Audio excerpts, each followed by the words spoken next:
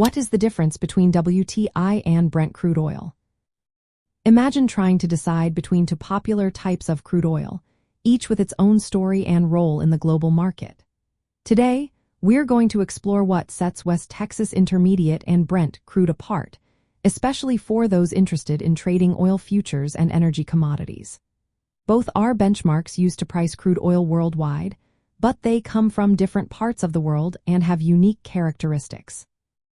West Texas Intermediate is produced mainly in the United States, from oil fields in Texas, Louisiana, North Dakota, and nearby inland areas.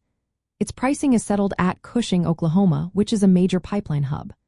Brent crude, on the other hand, is extracted from the North Sea, off the coast of Europe, involving fields like Brent, Forties, Oseberg, and Ekofisk. It acts as a benchmark for oil from Europe, Africa, and the Middle East. When it comes to physical properties, WTI is classified as a very light crude oil with an API gravity of about 39.6 degrees. This means it's less dense and easier to refine into gasoline and other products. It also has a very low sulfur content of around 0.24%, making it very sweet. Brent is slightly heavier, with an API gravity close to 38 degrees and a sulfur content around 0.37 to 0.40%. This makes Brent still a sweet crude but less so than WTI, which influences refining costs and product yields. Transportation is another key difference. Brent is produced offshore and transported via underwater pipelines to European refineries, making it more accessible to global markets.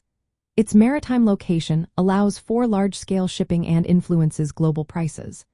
WTI is landlocked, relying on pipelines to reach refineries mostly in the U.S. Midwest and Gulf Coast, although recent policy changes have eased U.S.